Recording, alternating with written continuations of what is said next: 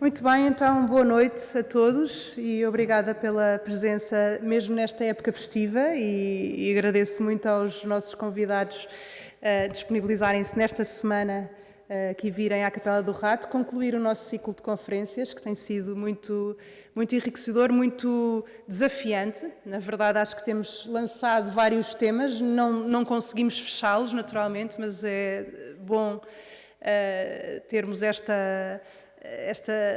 tudo isto que enriquece aquilo que nós vivemos hoje em dia e enriquece o nosso pensamento acerca disso. Gostava de dar boas-vindas a todos. Hoje o tema é então a inteligência artificial na medicina, um desafio muito significativo, em parceria hoje com os médicos católicos também, a quem agradecemos terem-se juntado a nós nesta iniciativa. O Padre António dá as boas-vindas e virá depois aqui, já em breve, encerrar a sessão. Para já, gostava então de agradecer aos nossos convidados aqui estarem, o professor Alexandre Castro Caldas e o professor Henrique Sousa Antunes, um médico e um jurista, neste tema que é claramente um tema de cruzamento de questões. E, enfim, passo a palavra à Margarida Neto, a presidente da Associação dos Médicos Católicos, para apresentar o nosso primeiro orador, o professor Alexandre Castro Caldas. Obrigada. Então, muito boa noite a todos. Obrigada por terem escolhido esta noite para estar aqui na Capela do Rato, nesta histórica Capela do Rato, que tanta importância tem na nossa história da sociedade portuguesa. E cumpre-me apresentar o professor Alexandre Castro Caldas, mas também já agora falar da Associação dos Médicos Católicos, que aceitou fazer esta sessão em conjunto com os nossos companheiros de viagem, que são os juristas católicos. E é muito importante para nós que haja profissionais católicos que se associem para viver a sua profissão à luz do Evangelho e dos valores cristãos e pô-los em prática no seu cotidiano da sua profissão. É assim que os médicos, desde 1915... Portanto, a nossa associação vai quase fazer 120 anos e eu costumo dizer com muito orgulho que somos mais antigos do que a própria Ordem dos Médicos. Eu gosto de dizer isto na Ordem dos Médicos também. Eles ficam assim, não sabia. Portanto, é uma coisa... E orgulho porque somos herdeiros de uma história de médicos muito importantes na história da medicina e muito marcantes. Daniel Serrão, Walter Oswald, nós temos aqui... os presidentes dos médicos católicos foram pessoas muito importantes na medicina e na sociedade portuguesa e nós agora somos mais simples, mais humildes e continuamos a levar aqui o barco e levamos com muito gosto. O professor Castro Caldas é licenciado em Medicina, foi professor catedrático da faculdade, agora está reformado, e foi diretor do Serviço de Neurologia do Hospital de Santa Maria. Em 2004, portanto, só há 20 anos, foi convidado pela Universidade Católica Portuguesa para organizar a área da saúde, que, como sabem, hoje tem uma Faculdade de Medicina Dentária, uma Faculdade de Ciências da Saúde e de Enfermagem e, há 3 anos para cá, uma Faculdade de Medicina. Ainda não saíram os primeiros médicos formados pela Faculdade de Medicina da Universidade Católica. E é hoje coordenador da área da saúde da Universidade Católica. Ao longo da vida desempenhou muitos cargos na direção de sociedades científicas nacionais e internacionais. É membro da Academia das Ciências de Lisboa e da Academia Portuguesa de Medicina e publicou mais de 200 artigos científicos. Se calhar ainda tem alguns para publicar. Em revistas internacionais, publicou 10 livros, recebeu vários prémios, um deles é o Grande Prémio Bial de Medicina e foi também agraciado com o prémio de carreira da International Neuropsychologist Society. Portanto, é alguém que muito estimamos, sabe muito, sabe ser professor e próximo dos doentes e, portanto, vamos ouvi-lo com todo o interesse para falar disto da inteligência artificial. Muito obrigado pelas suas palavras simpáticas e muito obrigado pelo convite, que é com todo o gosto que estou aqui para discutir este tema e ainda por cima muito bem acompanhado pelo seu professor, que é de facto este cruzamento das áreas é fundamental para discutirmos este. Eu não sei como é que é de classificar este tema, se perigoso, se importante, se fascinante, é tudo. É um tema que vale tudo. Eu diria como o poeta disse a propósito da Coca-Cola, que primeiro estranha-se e depois entranha-se. E, de facto, esse é que é o grande problema daqui deste tema. Eu começava por dizer que há um artigo que saiu na Nature, porque eles fizeram um inquérito, mandaram um inquérito a 40 mil dos assinantes da Nature sobre o que é que seria o futuro deles, o que é que pensavam que a inteligência artificial ia fazer parte da vida deles no futuro. Se era de facto qualquer coisa que eles contavam com isso. Mais ou menos como acontece nas eleições, só tiveram 1.600 respostas, mas apesar de tudo, são 1.600 respostas que são importantes. E mais de metade disseram que era impossível daqui a uns anos viver sem inteligência artificial na prática da investigação científica, portanto, pessoas da investigação científica. E também mais de metade das pessoas disseram, mas cuidado, há aqui algumas coisas que temos de ter cuidado com isso. E, portanto, isto em todos os temas da ciência, portanto, porque não era só exclusivamente da medicina, mas a todos os temas da ciência. E eu subscrevo exatamente isso, que de facto, hoje já não conseguimos viver sem isso, e provavelmente daqui para o futuro não conseguiremos mesmo viver sem isso. O problema é que isso tem já o primeiro problema que se põe à partida é que isso tem uma ficha que se liga à corrente, e se tirar a ficha, o que acontece à cabeça das pessoas. E, portanto, não tem vida própria, está dependente de uma energia. E eu ia pegar, talvez, nos temas que eu acho que são capítulos fundamentais que têm a ver com a medicina e que vale a pena discutir. O primeiro capítulo, que eu bato muito por isso, é o problema da informação médica.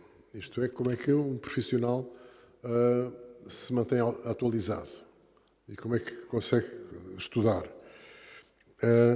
Quando eu comecei a minha carreira profissional e que estava a preparar o meu doutoramento, já lá vão mais de 40 anos, eu, quando queria ler um artigo, escrevia um postalzinho, mandava um postalzinho ao autor a pedir uma separata e depois o autor, daí a 2 meses, mandava-me, às vezes com uma dedicatória, e, portanto, lá conseguia ler o artigo, etc. E, portanto, tudo era mais lento, era mais calmo. Hoje, tenho o computador, abro o computador, imediatamente consigo ter acesso àquilo que é preciso. Portanto, o acesso à informação está aí e não posso hoje viver sem isso. Quer dizer, se eu fico um bocado perdido quando me acontece alguma coisa ao computador. Aqui há dias, não sei porque, ele resolveu fazer uma atualização e bloqueou-o todo. Enquanto não houve um técnico que foi lá resolver aquilo, eu fiquei 3 dias sem poder ver algumas coisas que todos os dias tenho vontade de ver, que continuo muito ativo ainda. E, portanto, esse ponto é verdadeiramente fundamental. Até porque a profissão médica, então todas as profissões, mas mais a médica, tem uma responsabilidade sobre coisas mais importantes, como a vida dos outros, não se compadece com a ignorância. E, portanto, nós temos que estar sempre atualizados e temos que dar sempre às pessoas aquilo que melhor se pode fazer e estar dentro desse ponto. E esse é que é o ponto, porque a procura depois da informação é que levanta a questão. A facilidade da informação é ótima, ainda bem que temos a facilidade de chegar à informação, mas depois o critério de busca. Esse critério de busca tem que ser humano. Já não podemos confiar no chat GTP para procurar os assuntos por nós. Fazer a pergunta, o que é que se pensa sobre isto? Essa pergunta é inaceitável do meu ponto de vista, essa pergunta é inaceitável, porque eu tenho que ter um critério pessoal de procura da informação. Eu é que tenho que ser responsável pela informação que for buscar, e se eu cometer o erro por não trazer a informação própria, o erro é meu. Eu não posso fiar no erro de pesquisa de uma máquina que tem o grande problema, tem alguns problemas, é porque funciona por analogia e não tem pensamento. e, portanto, não tem raciocínio sobre o valor das coisas e não tem, sobretudo, não tem correção do erro. Portanto, não aprende, ou dificilmente aprende com a informação. E isso é próprio de quem está a estudar. Eu próprio tenho a obrigação de lidar com a informação, de ser vivo e ser ele que a procura, e ser ele que a pesquisa e que a arquiva na cabeça. Eu, pessoalmente, não suporto que o meu computador que resolva arquivar as minhas coisas, porque ele toma iniciativas que não estão de acordo com o que me interessa. E, portanto, quase todos os dias tenho conflitos com o computador por causa disso. Porque, de facto, queremos fazer as coisas à nossa maneira e é assim que deve ser feito, para fazermos bem feito. Portanto, o primeiro problema é esse, as fontes de informação. E como estamos todos a funcionar muito mais depressa, a velocidade do funcionamento das pessoas é enorme, esta facilitação do acesso à informação é muito tentadora.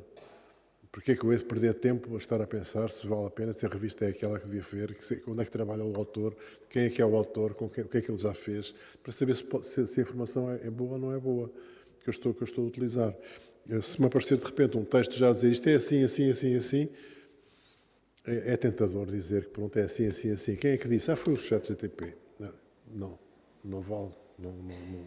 Não pode ser esse. Portanto, o grande risco é esta forma de confiar nas iniciativas de procura. De qualquer maneira, o acesso à informação é crucial, é muito importante. O segundo ponto, outro capítulo, é a capacidade de leitura automática de resultados, sobretudo de técnicas de imagem. Isso é muito interessante porque, como estamos neste momento, é o seguinte: quando é a máquina a fazer a leitura, portanto, de radiologia, das coisas dos exames de imagem, há erros que a inteligência artificial faz. Quando comparamos com a pessoa a fazer, há erros que a pessoa faz. Mas quando juntamos os dois, os erros são muito menores. Portanto, há que fazer uma parceria das duas coisas. É preciso, não se pode confiar exclusivamente na inteligência artificial, não se pode confiar unicamente eu posso dar alguns exemplos destas de coisas que são que ele não se pode lembrar. Imaginem que, por exemplo, que uma pessoa teve um acidente de caça e que levou um tiro com uma caçadeira com chumbos e que tem na radiologia uma quantidade de pontinhos. Dificilmente o outro se lembrará que isso pode ter acontecido. E, portanto, que aqueles pontinhos não devem ser interpretados como chumbos de uma caçadeira e que não é uma coisa ou outra doença qualquer. Portanto, há riscos desses que têm a ver com a história da pessoa, que a pessoa conta, e, portanto, com o conhecimento que nós temos do próprio. Portanto, estes exames são complementares com letra grande. Portanto, são um complemento àquilo que nós estamos a fazer. Portanto, nós temos que, quando se faz um exame destes, faz-se uma pergunta. E tem que haver uma pergunta, não se pode fazer exames às cegas. Infelizmente, neste momento, as pessoas chegam a uma consulta médica e a primeira coisa que lhe pedem são exames, em vez de conversar com as pessoas. É preciso conversar com as pessoas. Aqui tivemos já uma conversa hoje, já conversamos antes da sessão, e, portanto, quando se pergunta quanto tempo demora uma consulta médica, a resposta só tem uma: o tempo que for preciso. E paciência, porque é que se inventou uma coisa que se chama sala de espera. Porque às vezes é rápida, outras vezes não é rápida, e a pessoa que está à espera também tem que perceber que, se fosse o caso dela, também tinha tempo para fazer a consulta. E, portanto, não é possível fazer uma consulta para conhecer uma pessoa em 10 minutos. Não é possível. Não. Portanto, não se pode dizer. E, portanto, ou num quarto de hora, que é o que põe geralmente para fazer uma consulta um quarto de hora. Não é aceitável. E, portanto, eu acho que tudo isto resulta de alguma... Agora aqui distribuo um bocadinho a culpa pelos profissionais de saúde que têm vindo a aceitar paulatinamente estas imposições que vêm de fora e que eu acho que não deviam aceitar. Deviam protestar contra isso. E, portanto, esse ponto para mim é muito importante, que nós não podemos esquecer que estamos a falar de uma relação entre uma pessoa que está insegura, porque tem qualquer coisa que a incomoda e que lhe modifica a vida e que lhe traz preocupação, e uma pessoa que, em princípio, sabe resolver o problema e pode resolver o problema. E a aproximação dessas duas pessoas é que resulta no ato médico. E isso é fundamental que esteja viável, que seja possível criar-se. E o ato médico é uma relação entre duas pessoas, claramente. Uma que sabe fazer e a outra que está insegura e que precisa ter segurança. E a forma como as coisas estão montadas, neste momento, infelizmente, não tem a segurança. E as máquinas, se começarem então a aparecer as máquinas a dar respostas, pior ainda. E isso entramos na parte da outra parte, que é o processo de tomar a decisão. O que é que se faz? O que é que se faz perante esta pessoa? A tomar a decisão, o que é que é melhor para esta pessoa? Eu acho que é impossível uma máquina saber o que é melhor para uma pessoa. Porque muitas vezes a decisão médica, aliás, há muito trabalho feito sobre decisão médica, que não obedece a uma chaveta matemática da resolução do algoritmo. Não é. Há várias coisas. Há uma história que eu costumo contar sempre aos meus alunos, que é uma história de um colega meu clássico, daqueles antigos, de quem se conta muitas histórias, que estava uma pessoa a queixar-se, tinha muitas dores de estômago, e no fim de ele fazer a queixa toda, ele limitou-se a dizer: olha, se fosse assim, cortava o bigode. E o senhor disse: mas que coisa mais disparata, que é disparatada. Simplesmente ele reparava que o senhor, quando falava, fazia assim e lambia o bigode, e o bigode estava pintado. E, portanto, era a tinta do bigode que lhe fazia mal ao estômago. Ora, não há nenhuma máquina que faça este raciocínio, não pode perceber. Portanto, eu acho que isto é uma idiosincrasia da relação, mas que naturalmente estas coisas existem. A gente sabe coisas que estão antes, que têm para trás e que nos ajudam a tomar a decisão e que muitas vezes não é a melhor decisão. Por exemplo, fazer uma determinada terapêutica, vou dar um exemplo aqui que poderá chocar. Não sei se não estão aqui muitos colegas meus, porque hoje há outra sessão sobre inteligência artificial na Academia de Medicina, não sei se... Mas, de qualquer maneira,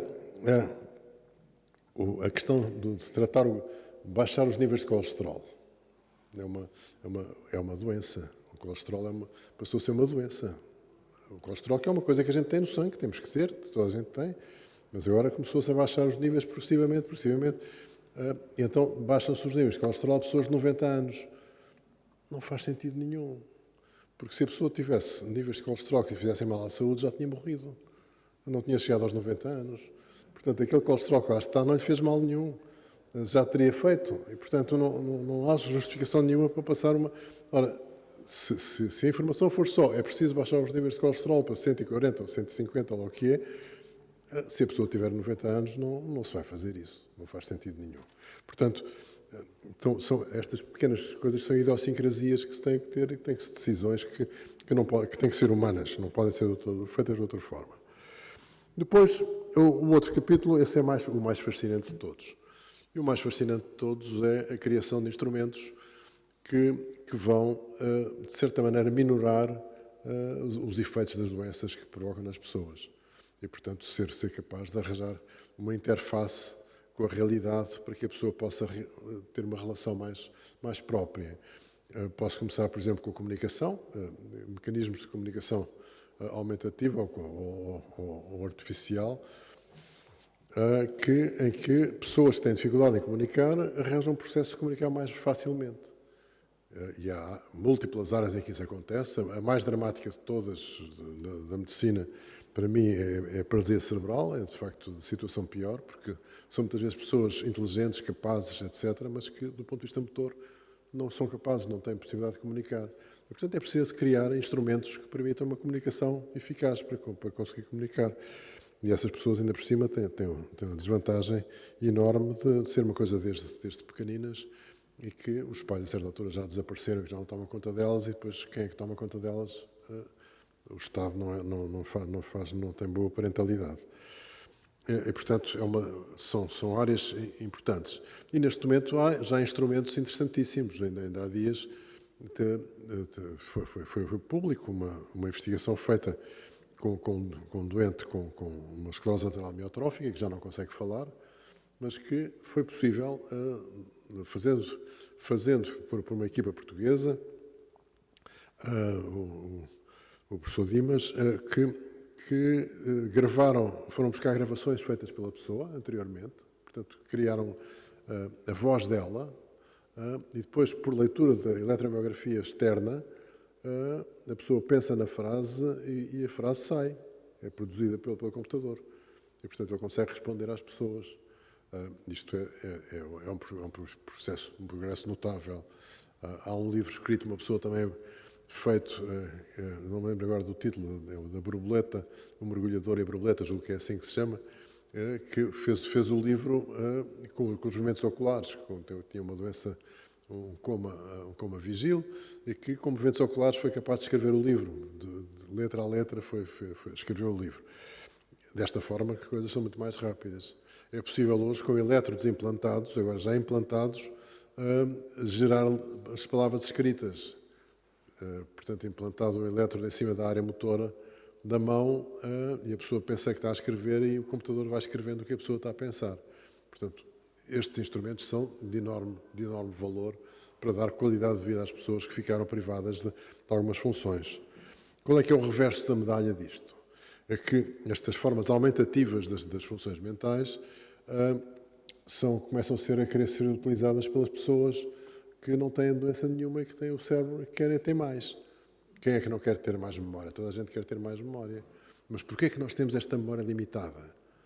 Porque nós temos um sistema de normalização, de homeostasia dentro do cérebro, que não permite que seja mais. Porque se pudesse ser mais, seria mais. E acontece muitas vezes, por exemplo, quando acontece, o exemplo talvez seja o melhor de todos, que são aqueles que se costumam chamar os idiots savants, que têm grandes capacidades para algumas coisas, mas depois têm falências noutras áreas. Dá a ideia que há um desequilíbrio da homeostasia. Portanto, se exerceu aquilo, as outras não acontecem. Acontece, por exemplo, no autismo. Há o recorde de dizer as decimais do pi, do valor de pi, está num autista que teve 2 dias a dizer números. Disse não sei quantos milhares de dígitos, todos a seguir tinham-os decorado todos, sabiam-os todos. E teve 2 dias a dizer dígitos, depois cansou-se. Mas, portanto, porque sabia mais ainda, diria mais. Portanto, isto é uma capacidade, de facto, que não está conforme depois com o resto das capacidades, porque ocupa naturalmente imensas funções e o cérebro não consegue fazer.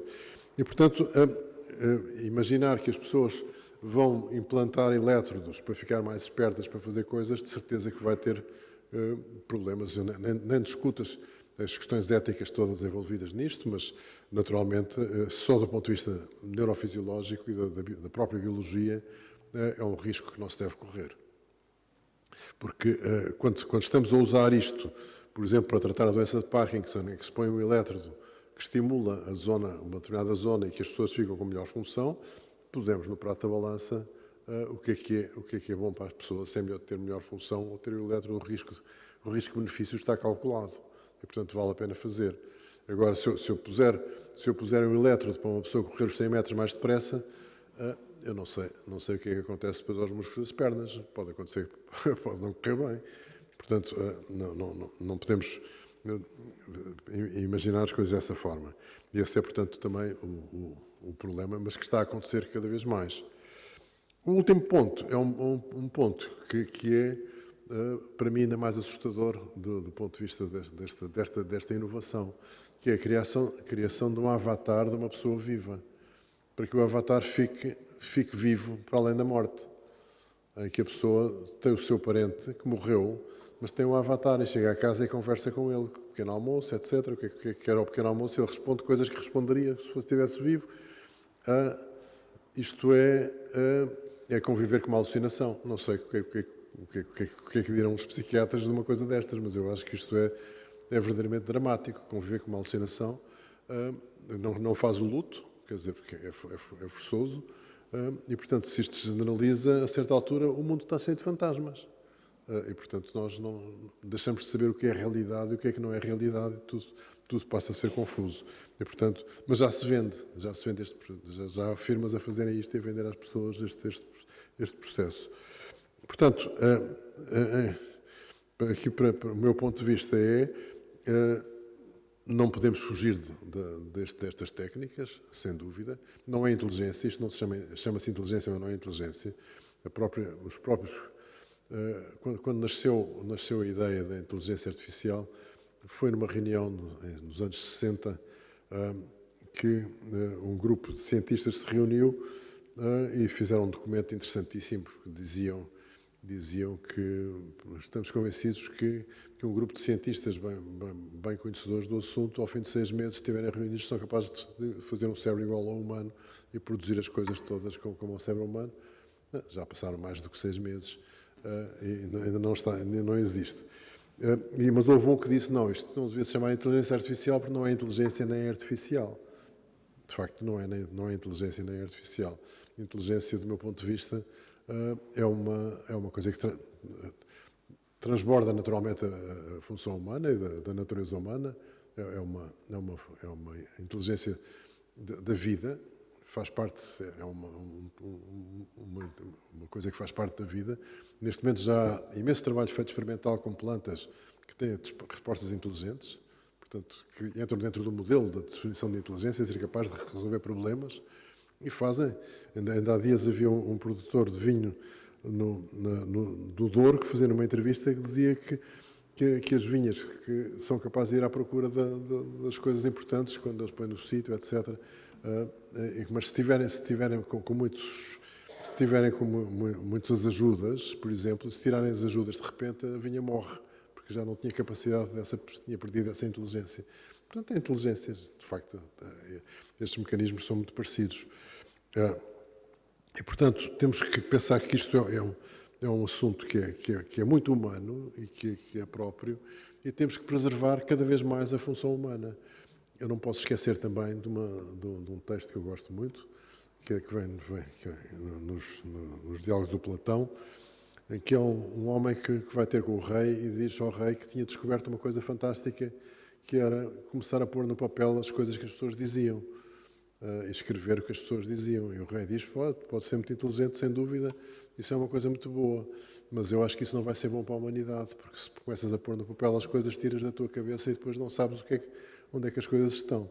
É melhor tê-las na cabeça. E o Sócrates, como sabem, não escrevia, portanto, portanto eu também acho que hoje as pessoas que ficam em pânico quando deixam o telemóvel em casa é porque aquilo já é um apêndice quase fisiológico, mas de uma fisiologia perversa, que não é exatamente a mesma, é quase de escravatura. E, portanto, temos de ter cuidado e saber conviver com isto o melhor possível. E pronto, não diria mais nada. Depois podemos fazer diálogo.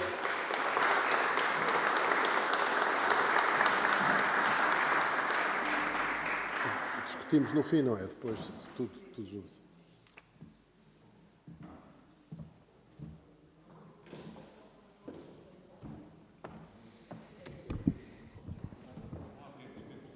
Obrigada, professor Alexandre Castro Caldas. Temos agora o nosso segundo orador, professor Henrique Antunes, que é professor da Faculdade de Direito da Universidade Católica, onde se licenciou, onde tem feito a sua carreira, que culminou, não sei se é uma boa maneira de dizer, mas enfim, teve um seu momento muito importante há menos de uma semana, em que fez as suas provas de agregação, portanto, foi de facto um momento muito importante, não culminou, porque na realidade ainda há muitos anos de estudos pela frente. Foi também diretor da Faculdade de Direito da Universidade Católica, e a sua área de investigação tem sido sempre o direito privado. É professor nessa área e tem investigado sempre nessa área. Nos últimos anos coordena hoje, mas desenvolveu uma linha de investigação em inteligência artificial no Centro de Investigação da Faculdade. E, portanto, tem-se dedicado muito a estes temas da inteligência artificial. Na realidade, é um grupo de investigação hoje bastante alargado e muito dinâmico, coordenado pelo professor Henrique Antunes, Inclusivamente, enfim, uma das provas da sua agregação, justamente a lição, versava justamente sobre os temas da responsabilidade civil ligada à área da inteligência artificial. A responsabilidade civil enfim, não sei qual era o título exato, mas era no fundo ligado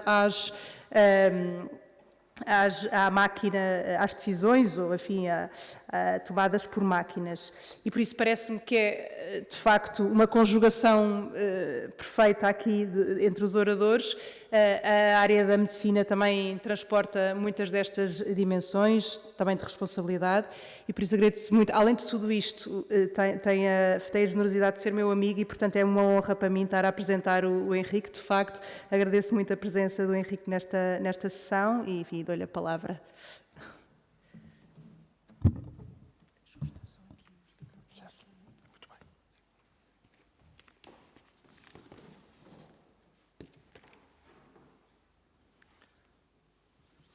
Começo por agradecer a gentileza do convite da Associação dos Juristas Católicos e da Associação dos Médicos Católicos, na pessoa da professora Inês Quadros, minha querida amiga.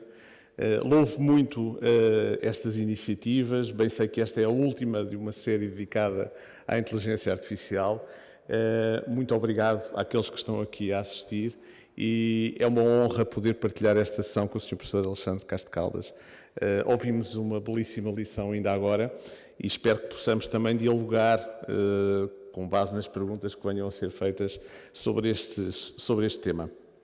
Eu estou a nadar fora d'água, não é? Um peixe fora d'água, porque de facto o tema é inteligência artificial e medicina. Vou tentar trazê-lo para as minhas áreas, as áreas jurídicas, mas sem utilizar conceitos demasiadamente técnicos, porque sei que aqui estão pessoas de diferentes formações e que com certeza o que querem é perceber em que medida o direito terá uma palavra a dizer neste domínio. Mas antes de mais, houve aqui uma série de questões de natureza ética que foram suscitadas pelo Sr. Professor Castro Caldas. Evidentemente que eu não serei a pessoa mais habilitada para falar sobre esse tema. Já cá esteve a professora Maria do Céu Patrão Neves, que nos dá a honra de pertencer ao nosso grupo de investigação. Devo dizer, aliás, que aqui no nosso grupo de investigação temos a presença de dois ilustres membros, o professor Betâmio de Almeida e o professor Luís Barreto Xavier, que têm sido membros muito ativos, muito dinâmicos dos nossos trabalhos. Mas é um ponto pelo qual eu gostaria de começar. Não pensarão, ou gostaria que não pensassem, que vou apenas falar de direito. E isto porquê? Como é sabido, esta matéria da inteligência artificial vem suscitando nos últimos anos, de facto, um grande debate do ponto de vista da sua regulação. E no início, a questão que se colocava era a de saber se era preciso uma lei, uma regulação jurídica, ou se bastava a ética, os princípios e as regras éticas para resolverem questões que viessem a ser suscitadas pelo desenvolvimento da inteligência artificial. Bom, a verdade é que a Comissão Europeia decidiu que era preciso trazer a coercibilidade do direito e, portanto, trazer maior segurança.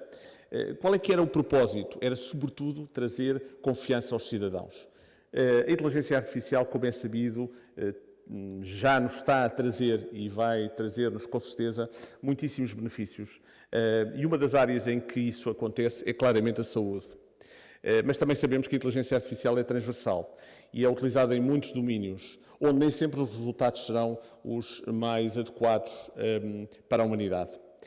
Ora bem, avançou-se para uma regulamentação e, por isso mesmo, trabalhou-se nesse domínio e este ano foi aprovado e entrou em vigor o Regulamento da Inteligência Artificial. Bom, primeira nota que eu gostaria de deixar aqui, que me parece importante. O regulamento é extenso, são muitas páginas, mesmo para os juristas é de leitura difícil, de entendimento difícil, são muitas as questões que suscita, mas há uma questão que me parece particularmente relevante, que é uma referência que é feita por 2 vezes, pelo menos, nos considerandos. Portanto, o regulamento tem a parte normativa, mas depois tem uma série de considerações anteriores que têm também relevância jurídica.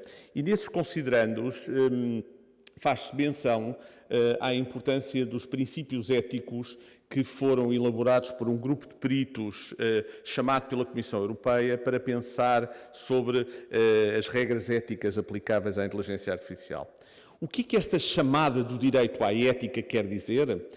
Claro que são 2 domínios que estarão, com certeza, de mãos dadas ou em paralelo na disciplina da inteligência artificial. Mas eu aqui gostaria de destacar mais em particular esta dimensão, que é, os considerandos chamaram a ética. E se chamaram a ética, talvez a ética tenha um papel a desempenhar na questão da validade das próprias normas do direito.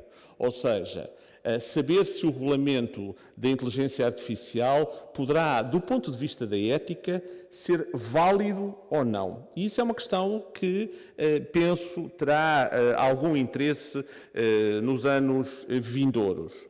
Bom, mas vamos falar mais concretamente da medicina.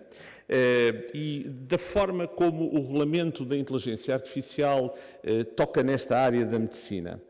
A área da medicina é tratada como uma área em que os sistemas de inteligência artificial aparecerão com um risco elevado. Eu sei que já houve aqui uma apresentação excelente feita pelo professor Luís Barreto Xavier sobre o regulamento da inteligência artificial e, portanto, vou-me dispensar de estar aqui a fazer uma análise de todos os níveis de risco que foram considerados no regulamento.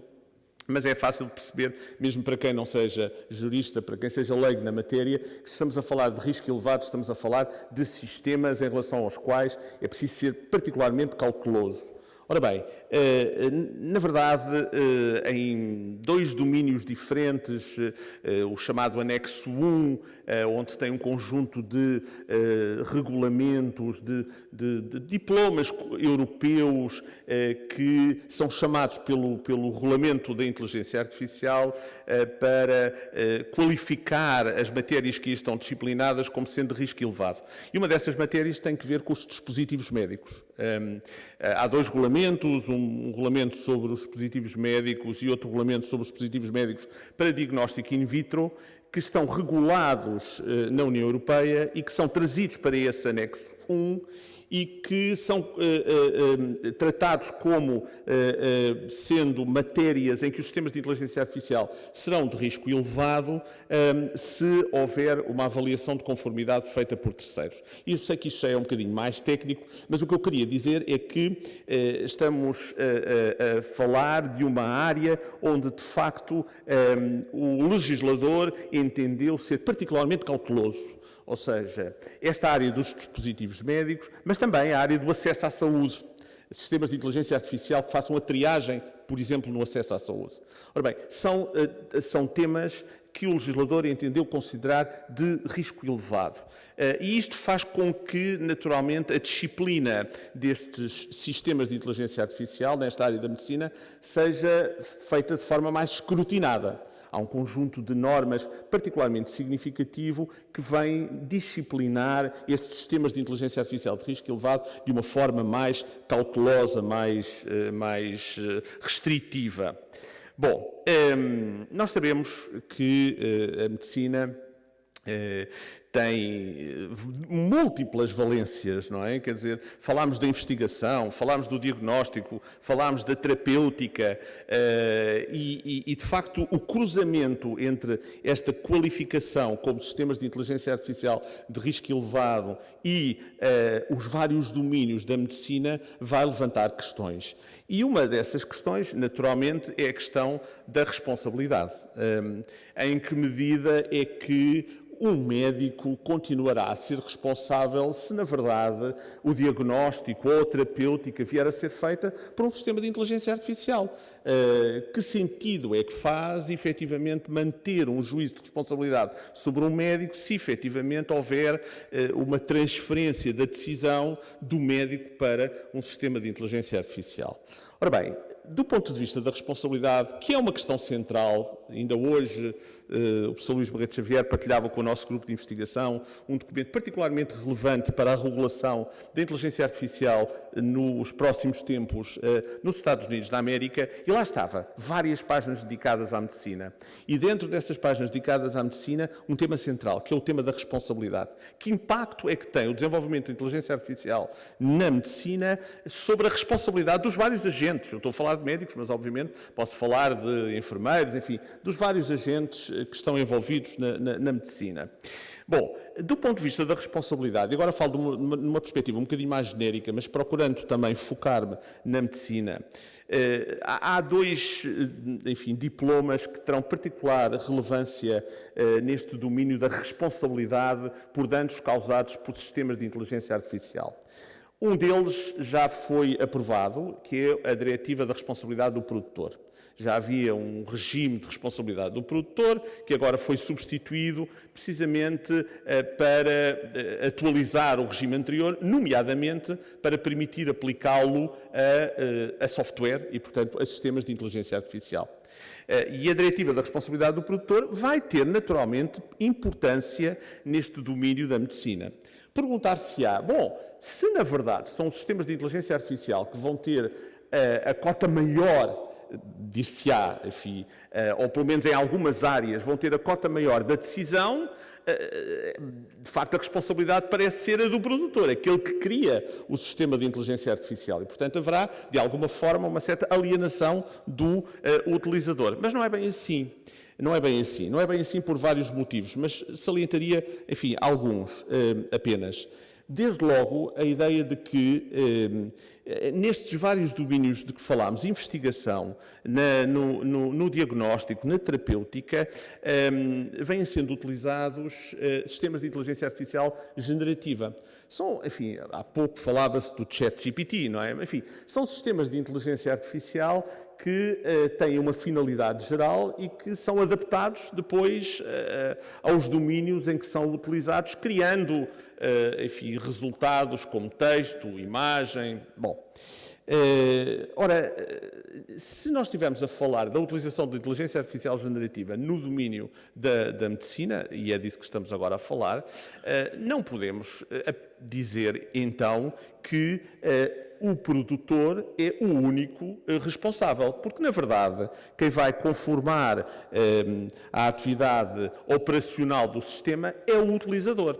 Seja o hospital, seja a clínica, seja o próprio médico, depois temos aqui várias dimensões.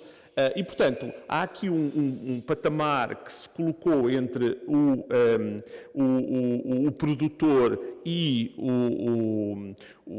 enfim, o agente beneficiado pelo sistema de inteligência artificial, que dá espaço à responsabilidade do utilizador. E, por isso mesmo, também há um outro diploma que está neste momento a ser debatido, que é a chamada Diretiva da Responsabilidade Extracontratual aplicável à inteligência artificial. Portanto, já não está a pensar no produtor, na pessoa que cria, que produz os sistemas de inteligência artificial, mas está a pensar no utilizador.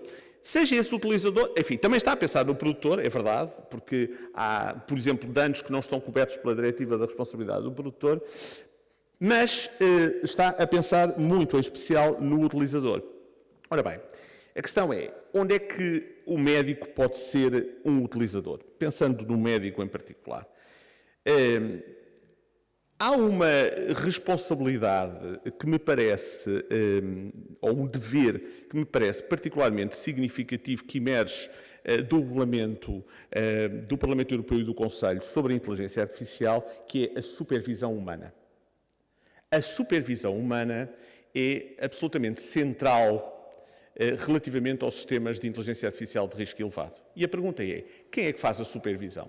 Bom, quem faz a supervisão não é o produtor. O produtor dá informações sobre o modo de fazer a supervisão, mas a supervisão vai ser feita pelo utilizador, por aquilo que o regulamento chama o responsável pela implantação do sistema de inteligência artificial. Quem é que é o responsável pela implantação do sistema de inteligência artificial? Podemos ter múltiplos cenários. Pode ser o próprio médico, pode ser a instituição onde ele se integra. Essa instituição pode ser pública, pode ser privada, enfim.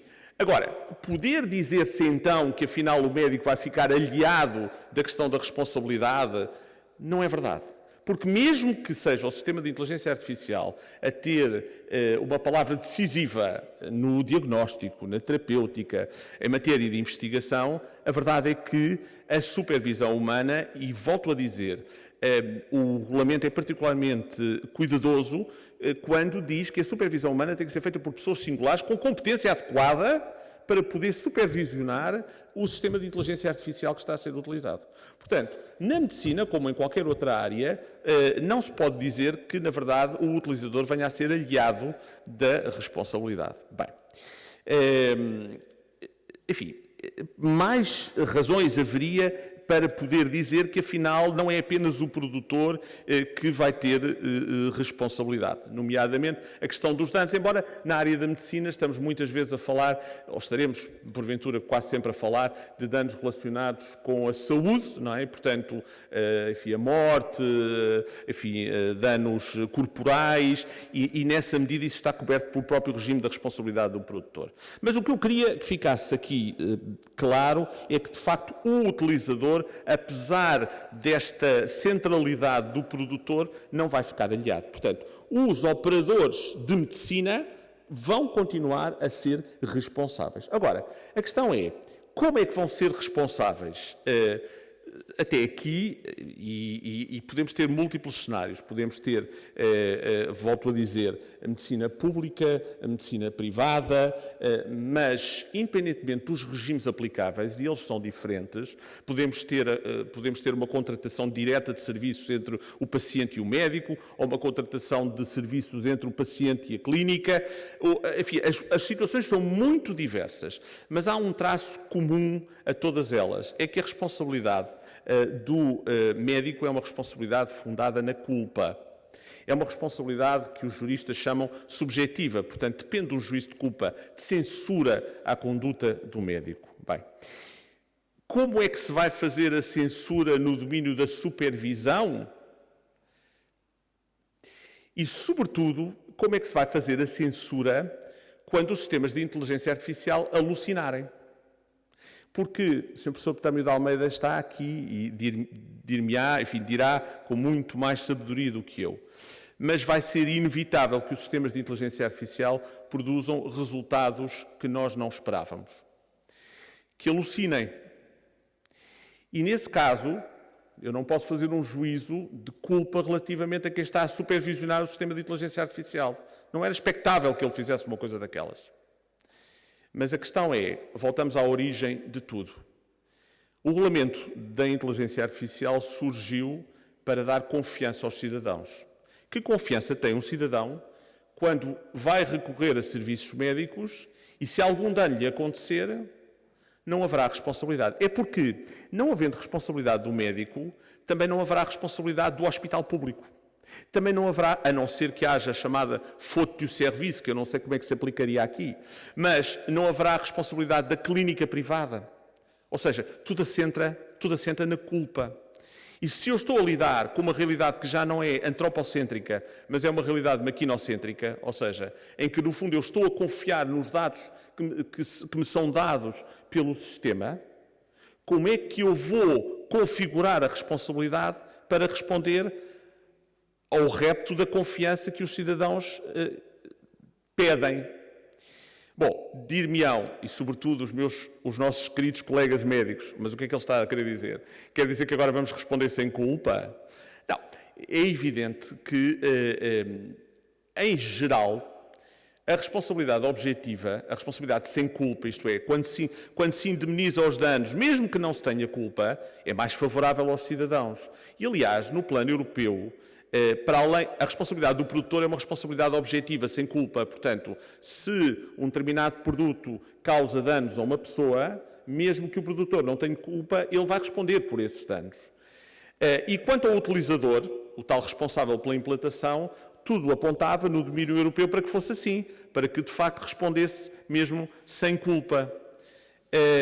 No entanto, aquilo que a Comissão Europeia veio apresentar foi ao arrepio de tudo aquilo que se pensava e é, de novo, um sistema assente na culpa. Volto a dizer, como lidar, no entanto, com sistemas com alucinações ou com coisas tão, como é que eu ia dizer, tão significativas e ao mesmo tempo tão consabidamente reais como riscos ou violações de segurança, ou seja, no fundo, riscos de cibersegurança. Ou, por exemplo, riscos de haver uma falha na conectividade de sistemas. Isto são realidades, quer dizer, não é só as alucinações. Há um conjunto de questões mais mecânicas, não é? Mais ligadas às máquinas, não é? Que efetivamente poderão ter impacto nos cidadãos, que escapam à supervisão humana e que, no entanto, exigem uma resposta do sistema. Que resposta é essa? Bom, eu acho que, e tenho vindo a dizer isto, é tempo de pensar fora da caixa e de pensar de modo a que haja uma resposta automática aos cidadãos que sejam lesados por sistemas de inteligência artificial em geral, não apenas na medicina, mas também na medicina. E isto passa pela criação de fundos de compensação, ou seja, quando houver uma falha do sistema que causa um dano, a pessoa não deve ter de ir a tribunal, lidar com realidade que desconhece, mesmo até se contratar peritos. Para contratar peritos vai gastar fortunas, porventura os peritos não vão conseguir explicar porque é que houve aquela alucinação. Enfim, isto significa o quê? Que, a meu ver, quando os danos começarem a surgir, e muitas vezes eles vão surgir a uma escala coletiva, não é só uma escala individual, quando os danos começarem a surgir, eu acho que tem que haver uma resposta automática do sistema. Depois, claro, os fundos de compensação dir-me-ão, bom, mas vão ser financiados por quem? Por todos nós? Claro, mas também todos nós somos beneficiários da inteligência artificial. Todos nós vamos ser beneficiários da evolução da inteligência artificial na saúde. Como depois resolver a questão do reembolso ao fundo de compensação? Bom, aí sim já é um problema de responsabilidade. Mas esse é um problema entre o fundo de compensação e o hospital público ou a clínica privada ou eventualmente o médico. Mas até podemos salvaguardar o médico e dizer, não, a responsabilidade do médico tem que continuar a ser uma responsabilidade subjetiva, com culpa. E, portanto, se o dano surgiu por causa de uma alucinação do sistema, o médico não deve ser responsável, não é? Mas aí temos que ser criativos. Eu não tenho uma resposta fechada, porque eu acho que ninguém neste momento sabe o que aí vem, não é? O que eu acho é que não podemos partir de conceitos tradicionais para tentar dar respostas a uma realidade que é tudo menos tradicional, não é? Portanto, e já agora, por acaso, só aqui uma pequena provocação ao que disse ao Sr. Professor Castro Caldas. Por acaso, ainda hoje li naquele mesmo documento que o Luís, meu querido Luís, fez... teve a amabilidade de me enviar. Uma coisa muito interessante da inteligência artificial, que talvez permita dar aos médicos mais tempo para falar com os doentes, não é? Para terminar com uma nota positiva, que é a capacidade da inteligência artificial generativa criar as notas clínicas, não é? Ou seja, no fundo, está a acompanhar a consulta, não é? Não é o médico que está no computador a digitar tudo aquilo que está a ser dito pelo doente, já nem olhando para o doente, nem conseguindo estabelecer um contacto visual com o doente, mas está lá o sistema de inteligência artificial a captar a informação, a fazer o registro, a trabalhar e a dar a nota clínica, não sei se é assim o termo, mas enfim, para que depois o médico tenha consigo o registro daquilo que aconteceu, mas durante aquele tempo que esteve com o doente, pudesse falar, pudesse olhar para ele. Ora, cá está o sistema de inteligência artificial aqui a funcionar, na verdade, com uma dimensão extraordinariamente positiva. Eu, aliás, devo dizer, e é com isto que termino, que se há área em que a inteligência artificial, a meu ver, será verdadeiramente diferenciadora, é a medicina, não é? Porque, de facto, engraçado que tudo começou. Eu lembro há uns anos atrás, quando nós começámos o nosso grupo de investigação, o tema da moda era os veículos autónomos, não é? Os veículos autónomos vão chegar, mas hoje em dia, verdadeiramente, eu acho que até o tema da moda na inteligência artificial é precisamente a medicina. A inteligência artificial aplicada à medicina pelos efeitos que tem. Portanto, sem prejuízo dos riscos que o Sr. Professor Castro Caldas anunciou, os avatares, todas essas realidades que, de facto, a ética tem que controlar, ou mesmo o direito tem que controlar, não é? Mas sem prejuízo disso, na verdade, acredito muito no potencial da inteligência artificial para a medicina e até para uma coisa tão simples, para permitir o tal contacto humano, olhar, olhos nos olhos, não é? Só peço é que, de facto, não se esqueça a questão da responsabilidade. Volto a dizer, aquele documento centrava muito como pensar a responsabilidade a partir daqui. Porque é claro que os danos vão surgir. Sempre houve, sempre haverá, e agora haverá outro tipo de danos que derivam, sobretudo, da máquina. Portanto, não podemos fechar os olhos a esta realidade e como enquadrar o supervisor, o médico poderá deixar de ser executor, mas será supervisor. Como enquadrar o supervisor nisto? Não sei. Aqui ficam notas, enfim, notas dispersas, esparsas, naturalmente, mas para reflexão futura. Muito obrigado.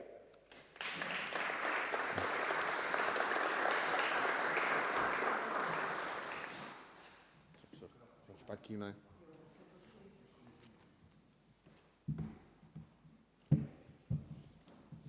Muito bem. Abrimos agora um espaço para perguntas, considerações.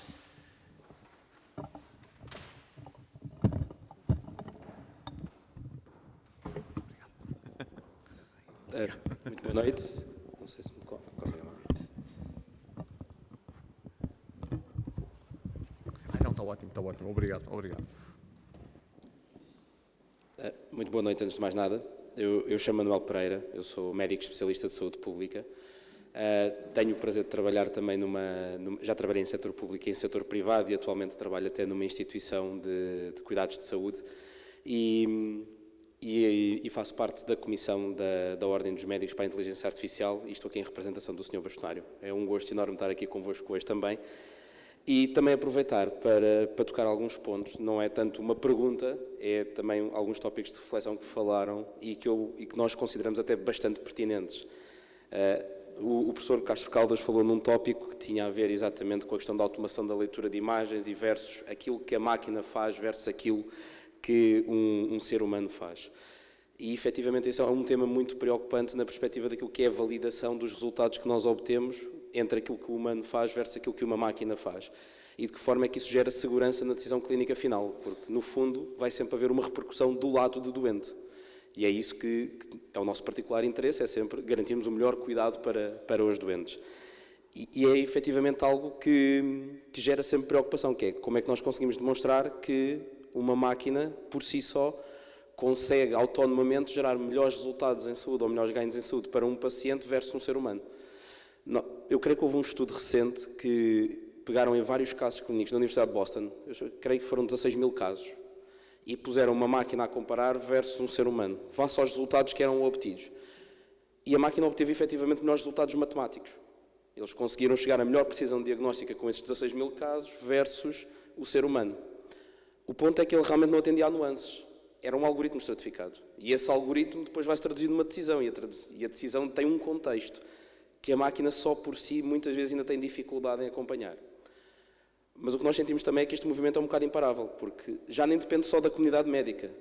Aliás, os maiores promotores do desenvolvimento tecnológico não são os elementos médicos, acabam por ser empresas tecnológicas.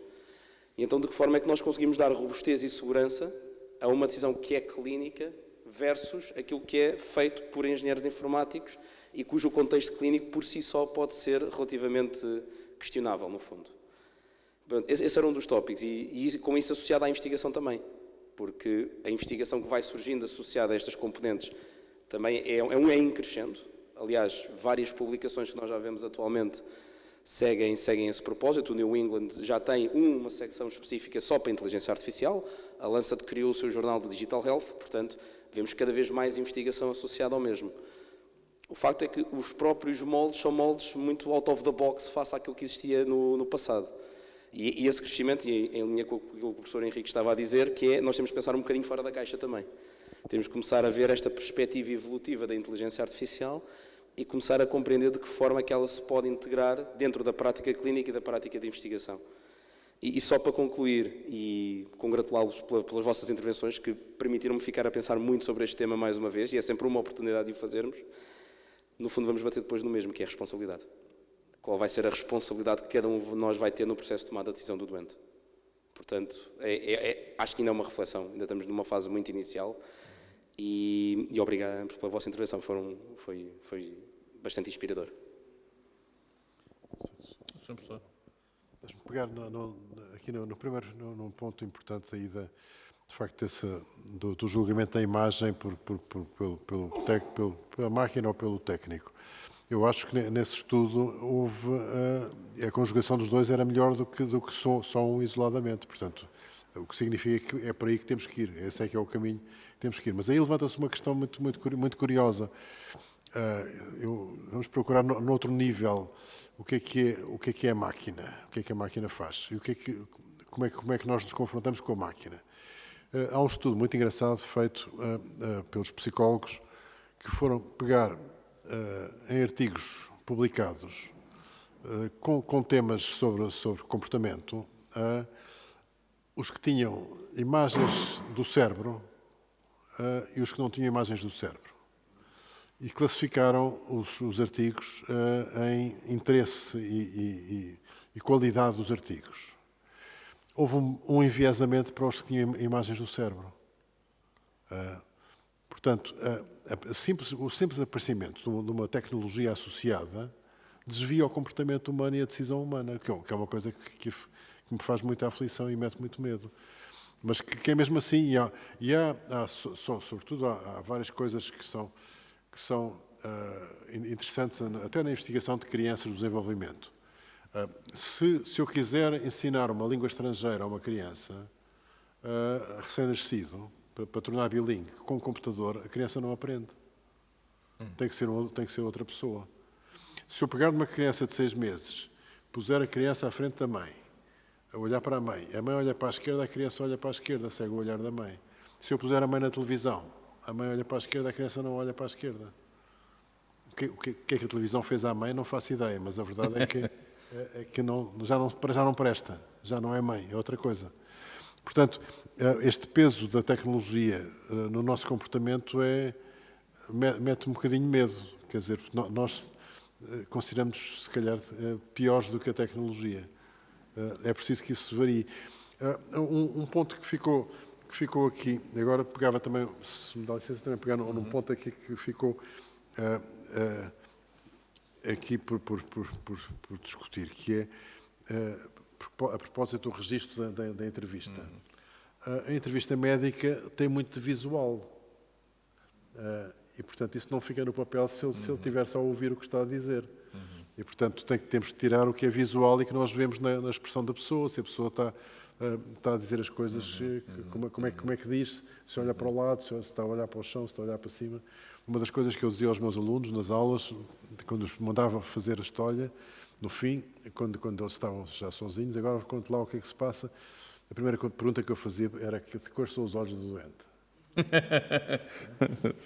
É crucial saber isso, saber se houve a visão de um humano para outro humano. E o confronto do olhar, os recém-nascidos, algumas horas depois, já reconhecem o olhar da mãe. Portanto, o olhar é uma coisa muito básica, muito elementar e que faz parte da comunicação. E, portanto, é preciso que isso aconteça. E, portanto, eu não sei se há mais alguma coisa que possa acrescentar, mas esta parte da confiança que há nos exames é uma coisa que me faz muita aflição, porque já neste momento já é transversal. Se nós não pedimos, se não se pedem exames aos doentes, os doentes dizem que porcaria de médico, nem sequer pede exames. Não é? Quando há doenças que são clinicamente detectáveis, que não é preciso para nada fazer exames. E quando a gente diz, não, mas isto está-se mesmo a ver que é isto, as pessoas dizem, mas não fez exame nenhum, como é que sabe?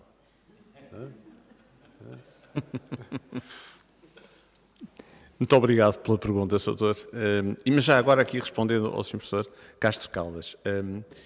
Na verdade, o computador, neste momento, é precisamente o grande obstáculo a lembrar-se dos olhos do paciente. Se, por exemplo, tiver um sistema de inteligência artificial que tenha a competência de fazer a nota clínica e, no final, o médico ponha, atenção que o doente tem olhos azuis, isto significa que o médico teve tempo para olhar para o doente, coisa que com o computador neste momento não tem. Quer dizer, eu percebo o que o Sr. Professor está a dizer, mas apesar de tudo, parece-me que será significativamente importante ter realmente um assessor desta natureza supervisionado pelo médico, ou seja, no final a nota clínica vai ter de ser obviamente alterada porque na leitura que fez da conversa com o paciente apercebeu-se que havia ali nuances que um sistema de inteligência artificial não captará. Portanto, eu apesar de tudo acho que poderá ser, enfim, não sei, mas eu sou um leigo na matéria e peço desculpa de me estar a intrometer onde não devo, não é? Não, mas isso só... Não, isso, quando digo isto, para reforçar também, dizer, nós temos é que trabalhar com isto. Certo, muito bem, e trabalhar inteligentemente com isto. Depois há um outro aspecto muito importante, o doutor focou a responsabilidade. Eu não falei aqui da questão do produtor, não é? Da questão do fabricante dos sistemas de inteligência artificial, mas é central. São os dados que são utilizados para treinar o sistema, não é? É sabido que muitas vezes estes sistemas aplicados à medicina são sistemas em que não há uma representatividade suficiente, por exemplo, de todas as raças, não é? E isto, obviamente, depois vai ter impacto nos resultados que o sistema de inteligência artificial produzirá. E aí há um problema de supervisão? Não há. Quer dizer, a responsabilidade aí não pode ser do médico, tem que ser naturalmente do produtor. Portanto, tudo o que eu estava a dizer no pressuposto de que, enfim, o sistema foi bem treinado, mas que há realidades que são, digamos, inescapáveis. Volto a dizer, as alucinações são inescapáveis, não é? As falhas de cibersegurança são inescapáveis. Falhas de conectividade são inescapáveis. E tudo isto produzirá um mau resultado que não vem do produtor, que não vem do fabricante. Mas se vier do fabricante, claro, eu não posso imputar essa responsabilidade ao médico. A questão é, quando tudo vem bem do fabricante, o que é que eu posso dizer relativamente ao médico? Bem, eu não tenho responsabilidade do produtor. Eu não vou ter responsabilidade do médico, porque o médico diz, mas o sistema alucinou. O hospital diz ao paciente, olha, paciência, olha, o sistema deu um resultado que não se esperava. E o paciente morreu. E o que é que se diz à família? Não é? Quer dizer, tem que se encontrar uma resposta para este tipo de problemas. E volto a dizer, este tipo de problemas era tratado de uma forma mais ou menos saudável quando estávamos a falar da ação de um homem, não é? Quer dizer, em que se poderia fazer um juízo moral, de censura. À máquina não se consegue fazer isso, não é? E, portanto, a partir do momento em que temos, porque vamos ter, quer dizer, eu até acho que nesta fase, há esta interação entre o homem e a máquina, daqui a 10 anos não será mesmo a máquina a decidir apenas com a validação final do médico. E o médico, com a pressão de vários casos que tem que decidir, estará a olhar com o mesmo cuidado com que está a olhar agora para o caso? Eu não sei, não é? E digamos, tudo isto são questões que se levantam e que se levantam, volto a dizer, obviamente, na perspectiva do médico, mas muito em particular na perspectiva do paciente, do lesado, não é? E eu acho que há que encontrar respostas que satisfaçam simultaneamente aquilo que é a pressão que vai ser exercida sobre o médico e a necessidade de estabelecer a confiança dos cidadãos. Porque, volto a dizer, voltando ao início do que eu disse, não é? Quando se começou a pensar sobre isto, o nosso grupo de investigação começou em 2017. Na altura a inteligência artificial já era falada, mas não tinha esta, digamos, atratividade que hoje tem, não é? E nessa altura do que se falava era de ética. Não se falava de direito, não é? O direito estava à margem, não é? Quer dizer, e o professor Petâmio de Almeida é um rosto, além de ser professor emérito do técnico, é também um especialista em ética e sabe que isto é verdade. Falava-se em ética, não é? Quer dizer, o regulamento começa a ser discutido anos depois, não é? Quando se percebe o quê? Que a ética não é suficiente. A ética é muito abrangente, mas falta-lhe uma coisa, que é a coercibilidade. a capacidade de multar, de sancionar criminalmente, mesmo com prisão, de indemnizar. A ética não serve para isso. E o direito tem que lá estar, fundado na ética. E, portanto, o que é que esteve na raiz do regulamento? Por muito que se venha dizer, porque temos aqui uma especialista em direito europeu, professora Inês Quadros, não é?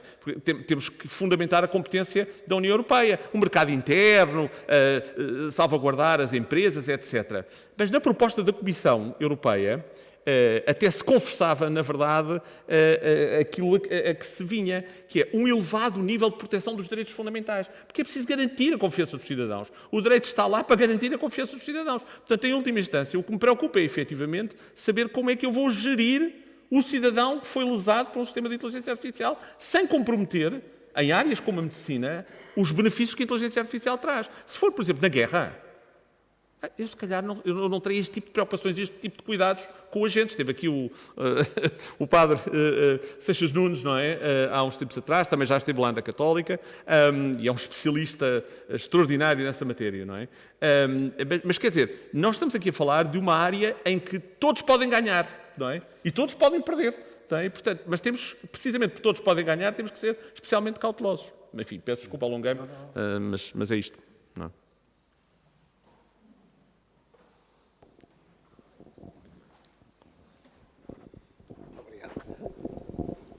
Como é evidente, gostei imenso das intervenções que foram aqui produzidas, mas tem uma questão que vai ser um atrevimento da minha parte, mas não é nada mais atrevido que a ignorância. Como eu não percebo nada de inteligência artificial, não resisto à tentação de pôr essa questão. É a questão da responsabilidade. Quando me diz que o utilizador pode ser responsabilizado concomitantemente com o produtor, e essa responsabilidade é baseada na culpa, qual é a margem de manobra que existe entre a resposta do sistema, ou seja, do produtor, e aquilo que decide o utilizador? Porque, enfim, na visão que eu tenho destas coisas, ou daquilo que eu vi, o utilizador ou rejeita a resposta do produtor ou a aceita. Se a aceita, em que medida é que ele pode ser responsabilizado com base na culpa? Há um problema, que é um doente. A resposta para a doença é dada pelo sistema. O médico intervém utilizando essa resposta. Eu diria que toda a responsabilidade é transferida para o produtor, a não ser que haja uma margem de manobra do utilizador, porque só se pode responsabilizar com base na culpa a partir de uma decisão livre. E, portanto, o médico tem que ter uma margem de manobra entre aquilo que decide e aquilo que é a resposta do produtor. Não sei se... O senhor professor quer? Fazer só aqui uma pequena analogia com uma situação médica, que é... eu estive envolvido num processo desses complicadíssimo, porque o médico tomou uma decisão em função da opinião de outro colega que lhe disse, e que tinha outra especialidade, e que lhe disse, isto não tem importância nenhuma. E tinha importância. Esse outro médico era o produtor. Era o produtor. Era o produtor. O colega, em função daquela opinião, mandou a pessoa para casa. E a pessoa chegou a casa e teve um problema gravíssimo. Portanto, de facto, aí eu acho que ele também podia pôr em dúvida, não é? A opinião do outro. Portanto, devia-se pelos dois. Porque depois quem estava a ser julgado era quem tomou a decisão. Nunca ninguém chamou o outro que tinha dado a opinião. A questão que eu enfim, pensei que seria interessante era haver responsabilidades concomitantes. Uhum. Portanto, do produtor e também do médico. Claro. Por exemplo, se for usar uma pistola, quem dá o tiro é que tem a responsabilidade, não foi quem fez a pistola. Não é? Deu o tiro. Eu queria responder a essa pergunta e dizer-lhe o seguinte, doutor. Nós estamos numa fase em que penso eu, que não é ajuizado um médico poder confiar cegamente num sistema de inteligência artificial. Ou seja, em geral, nós sabemos que os resultados produzidos pela inteligência artificial generativa, se for o caso, não são totalmente confiáveis. Eu dou um exemplo, não é? Que tem surgido em muitos sistemas jurídicos e que surgiu agora recentemente por causa de um acórdão do Tribunal da Relação de Lisboa, não é? Produzir um acórdão com base num sistema de inteligência artificial generativa pode ser gerar uma decisão que invoca casos que não existem, normas que estão mal citadas e que, obviamente, por isso mesmo vão produzir um resultado final indesejado. Agora, enfim, vamos transpor isto para a generalidade das situações. Posso eu, então, confiar no sistema de inteligência artificial generativa? Não. Portanto, há aqui claramente um juízo criterioso que tem que existir por parte, neste caso, do médico. Daqui a 10 anos, como é que será? Eu não sei. Se o nível de confiança subir, vamos ter sempre problemas, porque, volto a dizer, os dados não são ilimitados e o treino dos dados sempre gerará, o próprio treino de dados sempre gerará problemas. Como é que se coloca? E, portanto, eu não sei se, efetivamente, eu não vou ter sempre o concurso de responsabilidades de produtor com o utilizador. E como é que isso é tratado na diretiva da responsabilidade do produtor? Respondem ambos. Ou seja, o facto de haver uma responsabilidade objetiva do produtor convive para com o lesado com uma responsabilidade subjetiva do utilizador, médico, clínico, hospital, o que seja. Não é? Portanto, respondem ambos. Depois, no plano das relações internas, ou seja, quando um pagar tudo e vai pedir ao outro, é que poderá haver aqui, digamos, uma distribuição. Agora, como é que se faz a distribuição? Quem é que é mais responsável? Vale mais o risco ou vale mais a culpa? Não sei. Mas, quer dizer, mas responderem os dois, quer dizer, neste momento dizer que é só o produtor, não. Neste momento, obviamente, que o utilizador tem que ser, de facto, criterioso. Até porque há aqui um aspecto também formal que vale a pena discutir, que é o utilizador, em geral, deve influenciar o produtor. Isto está a acontecer ao contrário. O produtor está a oferecer ao utilizador coisas já feitas. E isso, esse sentido, não está a correr como deve ser. Porque vem das necessidades é que deve surgir a solução. E não aparecerem soluções para serem testadas face às necessidades. Há um desequilíbrio nesta equação. E, portanto, isso tem acontecido. Há imensas coisas que já foram feitas e diz, experimente lá e ver se isto resulta. Não pode ser assim, não é assim. Porque depois as pessoas adaptam-se e depois se não resulta... Boa noite. Eu não quero introduzir aqui uma perturbação, mas temos estado aqui a sentar muito entre produtor e utilizador, como se fosse, por exemplo, um objeto como um automóvel ou um avião. Mas estes algoritmos, a partir de uma certa data, passaram a ter uma particularidade muito especial. É que eles próprios evoluem, eles próprios aprendem.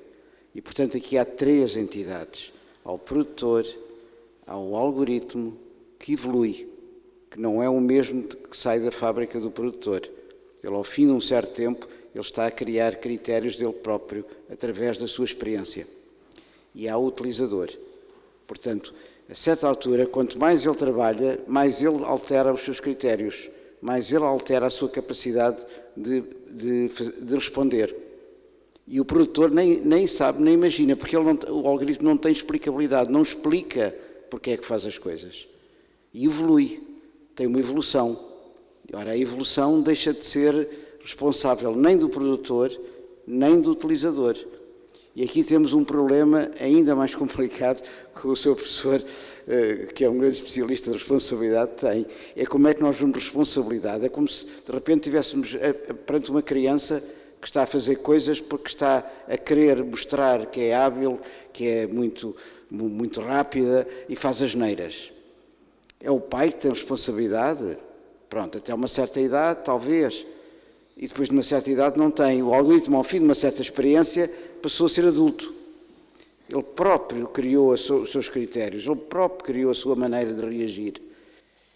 Ou seja, quanto mais imagens vê, quanto mais casos médicos vê, ele começa a ter critérios e a apurar os critérios probabilísticos que o produtor nem imagina como é que o seu filho, digamos, o seu produto está a viver. E agora entra a segunda parte, que é a mais importante. Eu ando muito interessado numa coisa, é que nós devíamos começar também a introduzir uma ciência nova, não é relativamente nova, que é a etologia, etologia humana. Porque temos agora aqui um caso. Os automóveis, nós sabemos que ultrapassaram os cavalos, e ninguém se preocupou com isso. Os aviões ultrapassam as aves, e nós não nos preocupamos com isso. Pela primeira vez, temos um produto, são estes algoritmos IA, que tendem a ultrapassar os humanos, ou seja, para ser muito duro, a substituir os humanos. Este é o verdadeiro risco ético, substituir os humanos. Começam por desqualificá-los. E qual é agora a etologia? Como é que entra aqui a etologia? É um problema que nasce connosco desde há milhões de anos, o chamado inconsciente coletivo, que nós não conhecemos. É a submissão. Nós temos um problema que é a submissão à inteligência artificial, a todas as tecnologias em princípio, mas mais à inteligência artificial. Primeiro, pela designação inteligência.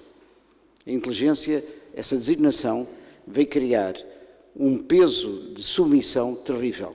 E de tal maneira é terrível, já a parte informática era, porque houve o caso agora no Reino Unido dos Correios, em que os tribunais todos se submeteram aos computadores, os computadores estavam errados, e foi preciso muitos anos para verificar que os Correios estavam, enfim, a aldrabar pessoas e a pô-las na prisão sem razão.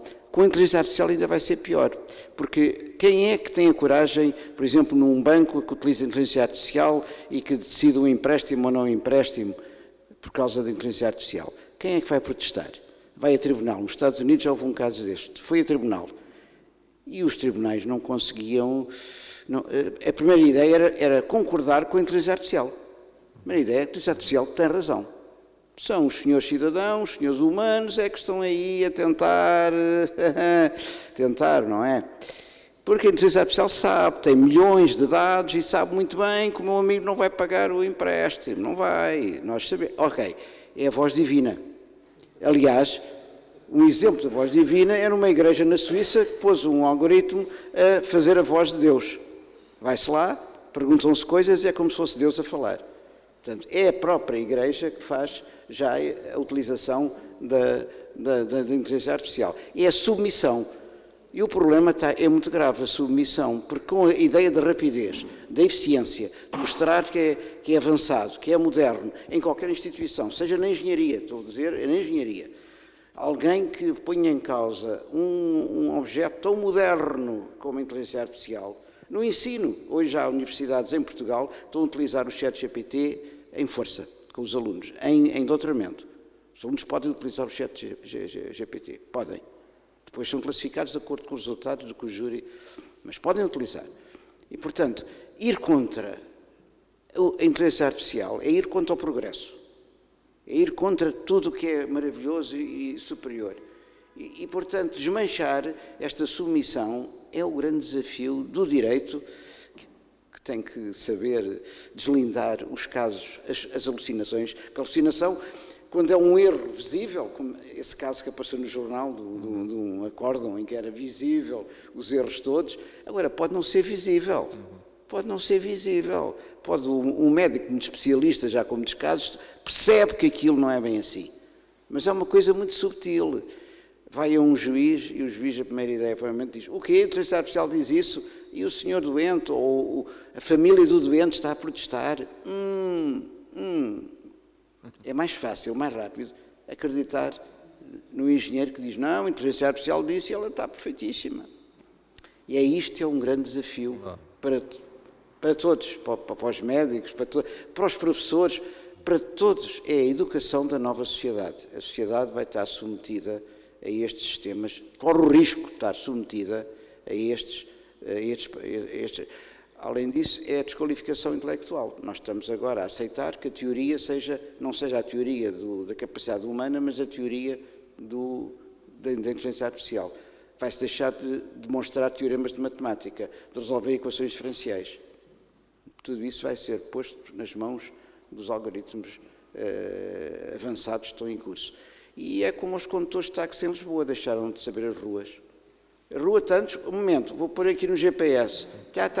Pronto, não se preocupe, já sei. E vai ser assim com os engenheiros, vai ser assim com os especialistas. Um momento, vou aqui à inteligência artificial, pronto, já está aqui a resposta. Ok, já estamos.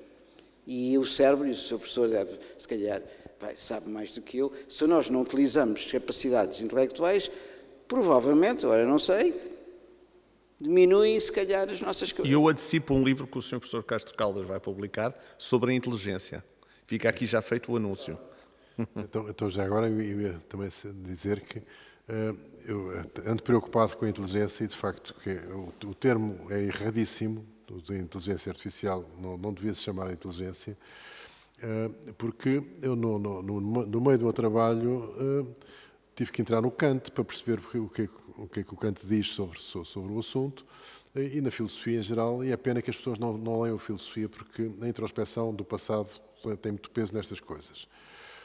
E, sobretudo, eu acho que aqui, quando se põe esse problema da evolução e da aquisição de conhecimentos dos programas, então melhor é ler o Manifesto Surrealista. O Manifesto Surrealista é um ensaio fantástico sobre os erros da evolução da inteligência artificial, a capacidade de alucinar e de ir à procura de outras realidades. E isso pode perfeitamente acontecer. Ele foi psicanalista também, porque quando escreveu isto vinha do Freud. Foi buscar os sonhos do Freud e a ideia e as alucinações da psiquiatria, etc., para escrever isto. Mas há esse risco de uma evolução sem barreiras, sem nenhuma defesa, porque não tem interação com limites sociais, não tem cérebro social. E o cérebro social é fundamental para modelar a evolução e se isso desaparece, está em roda livre. Portanto, vai alucinar forçosamente. E, portanto, é muito difícil ter o controle sobre isso. Temos é que estar muito informados sobre os riscos que temos sobre os... O Sr. Professor fala de filosofia, mas há muitos, durante os últimos 100 anos, escreveu-se muito sobre filosofia da técnica e filósofos escreveram sobre a técnica e a tecnologia. Infelizmente, todos esses livros estão arrumados e quase não têm influência quase nenhuma na evolução tecnológica. E uma das razões é porque o nosso ensino é todo tão compartimentado, que quem desenvolve, por exemplo, a técnica e a tecnologia, está tão fechado, que não tem ligação com as outras disciplinas da universidade. A universidade é um nome, mas na verdade está-se fechado. E não se tem problemas de filosofia, de sociologia, de antropologia, não entram. Mas mesmo de ciência, Sr. Professor, porque tudo começou com as redes neuronais. Warren McCulloch começou a fazer as experiências e com a Álvares Booleana que criou a ideia do neurónio. Eu só me lembro de ter assistido a um doutoramento quando eu era miúdo, ainda muito pequenino, fui assistir a um doutoramento em psiquiatria em que o professor que se doutorava tinha escrito uma coisa sobre o neurónio, sobre a perspectiva das redes neuronais. E o arguente da área da neurocirurgia, por acaso, disse: o senhor inventou um neurónio. E, de facto, o que aconteceu é que se inventou um neurónio. Sim. E as pessoas caíram naquele modelo, de que aquilo que estão a trabalhar como modelo biológico, e acreditaram que por exemplo, tudo que é deep learning, essas coisas todas que dizem isto é assim que o cérebro funciona, não é. Isso foi como o Prémio Nobel da Medicina para a Visão estudou nos anos 60, e foi baseado nesses modelos, que já não é assim que funciona. Portanto, a inteligência artificial afastou-se completamente da biologia. Porque na inteligência artificial esses neurónios são funções só, são funções matemáticas. A gente podia dizer que a inteligência artificial é um conjunto de funções e de somatórios. Temos que começar a defender as outras células nervosas que cá estão dentro, que também fazem coisas. Tarefa muito grande, tarefa gigantesca,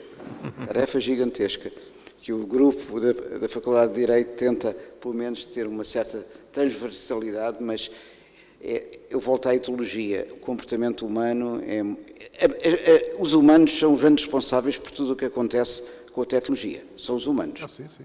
E, portanto, aí está um problema, como é que nós podemos, não é conduzir, mas dialogar com os próprios humanos. Fala-se muito em dialogar com as máquinas, com a inteligência artificial, serem parceiros. Não, o problema não é as máquinas serem parceiros com as máquinas, o problema é ser parceiro com os humanos. Os humanos, porque atrás das máquinas está um poder assimétrico. Alguém utiliza as máquinas de uma maneira assimétrica. As máquinas estão a impedir que os homens dialoguem uns com os outros. Vamos aos restaurantes e estão os casais todos, cada um com a sua máquina à frente. É um problema dos humanos. Fundamentalmente, há um problema do comportamento humano. Este é que é o grande... E quer a religião, quer a filosofia, quer a moral, o problema está em nós discutirmos o comportamento humano e tentarmos que o comportamento humano seja o melhor possível para uma vida melhor.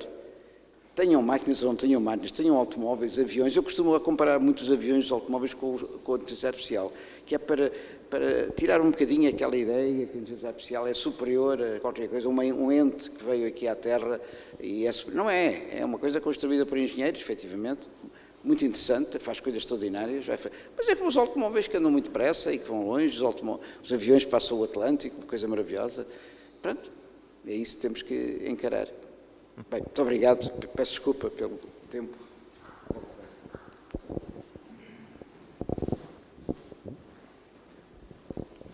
Muito obrigado, boa noite. O meu nome é Fernando Vieira, sou psiquiatra da área forense.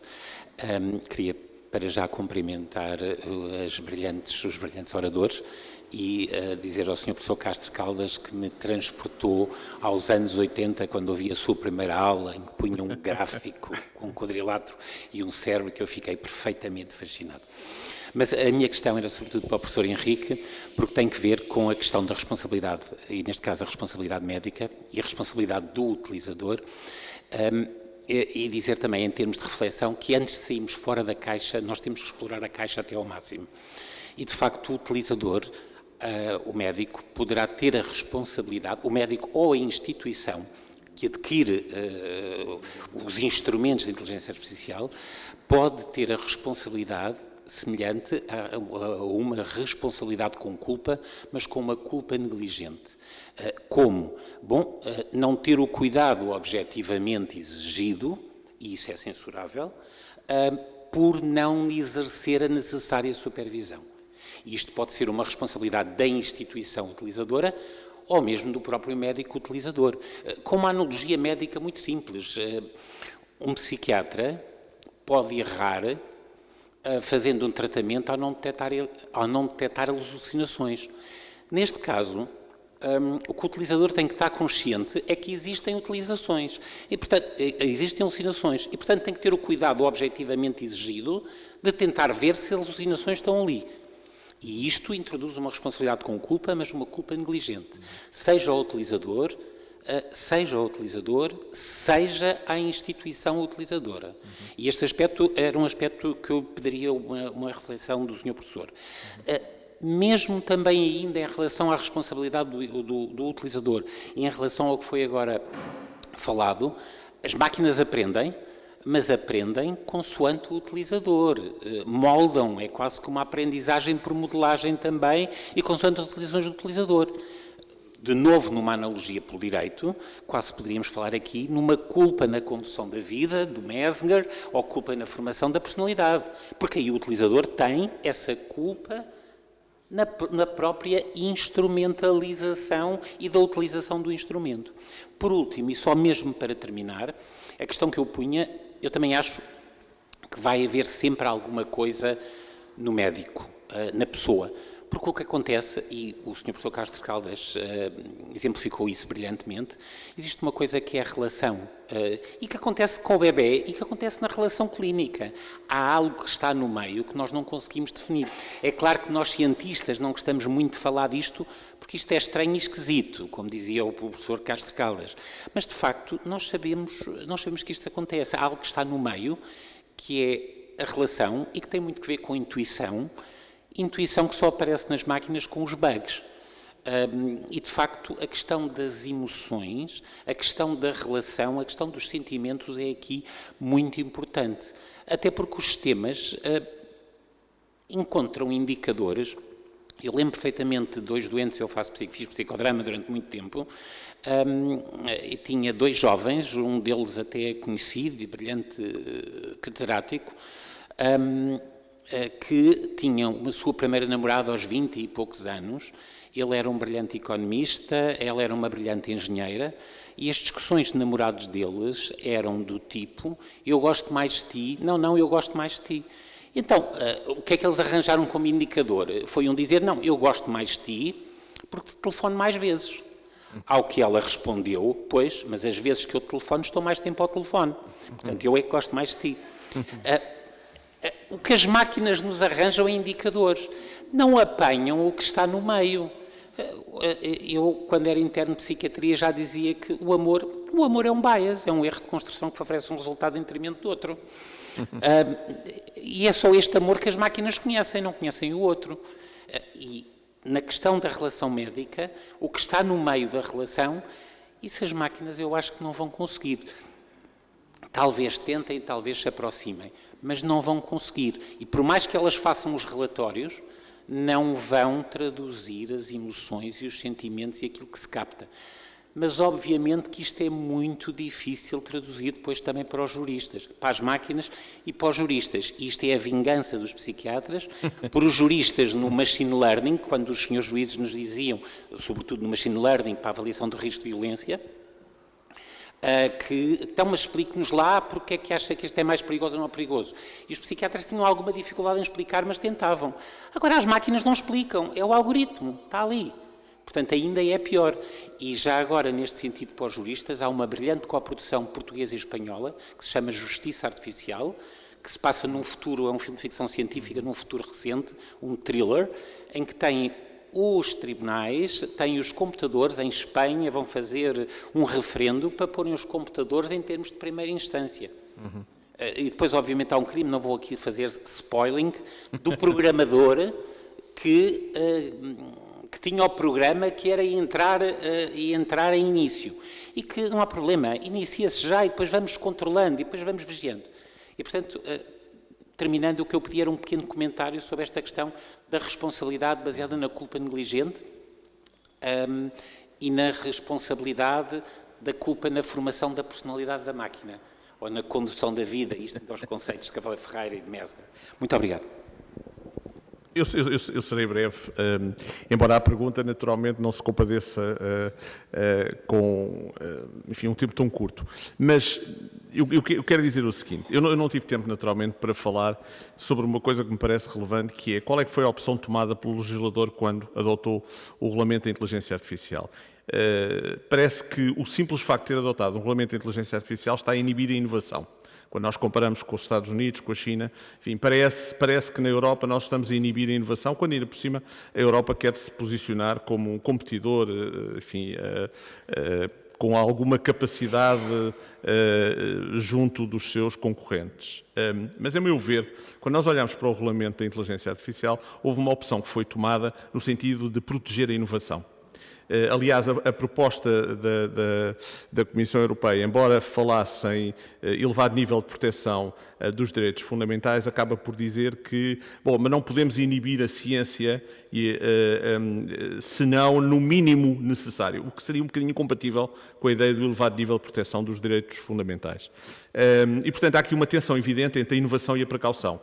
No domínio da inteligência artificial, em que nós estamos a passar para um outro estádio existencial, eu acho que teria sido prudente o legislador ter adotado, no plano da regulação ex ante, uma solução diferente. Mas percebo que, tendo em conta as vantagens que a inteligência artificial terá, por exemplo, em matéria de saúde, que devamos ter soluções mais abertas.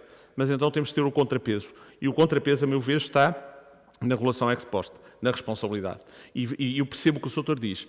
Claro, com certeza que eu consigo identificar negligência, que eu consigo identificar culpa, que é o fundamento da responsabilidade, que aliás é a matriz da responsabilidade. Sempre foi assim, ao longo da sua história milenar, não é? Embora, enfim, sempre foi não. Na verdade, na origem não era.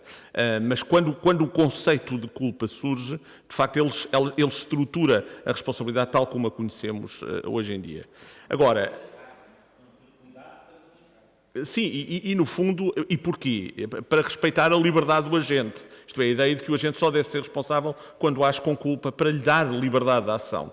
Só que, a partir do momento em que nós transitamos para outro estádio, e o legislador assumiu que há que fomentar essa transição para a máquina, eu acho que temos de encontrar um contrapeso para proteger o cidadão.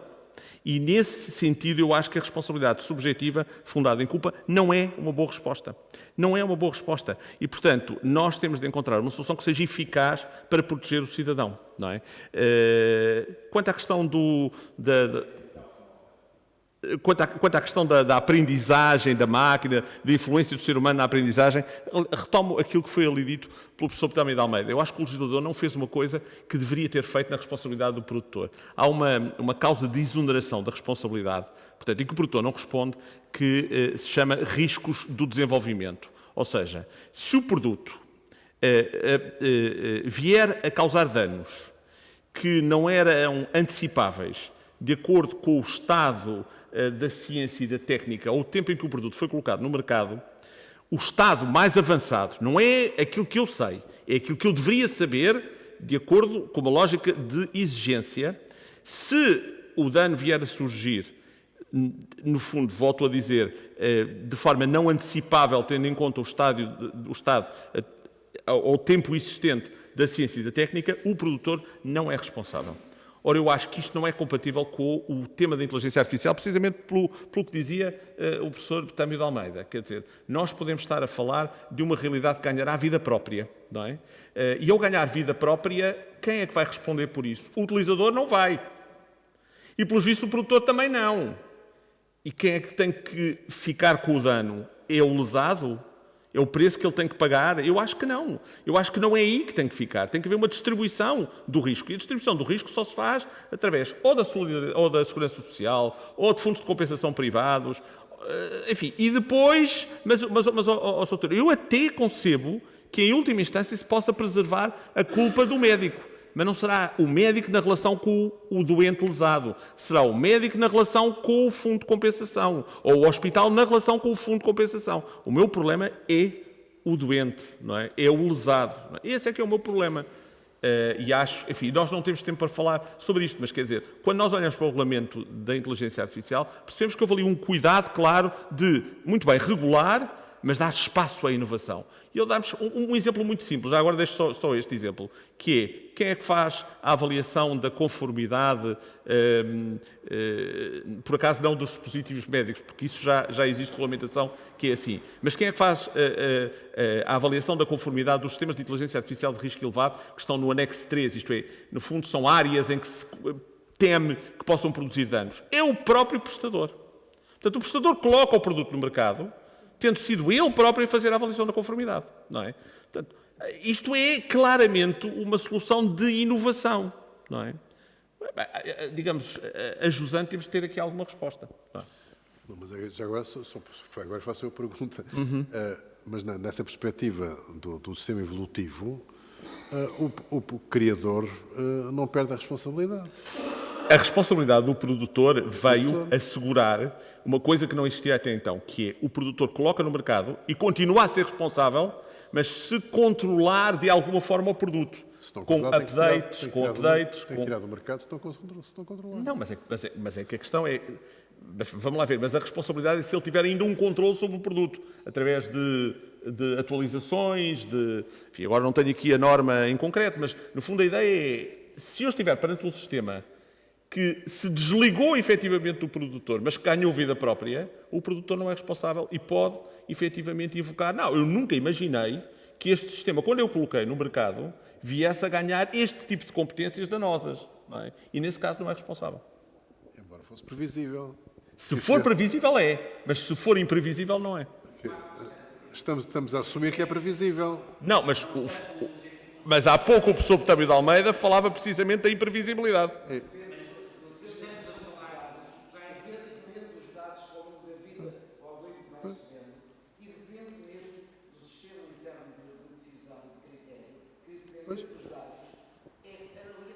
Aleatório, imprevisível. Mas ao ser imprevisível não é responsável.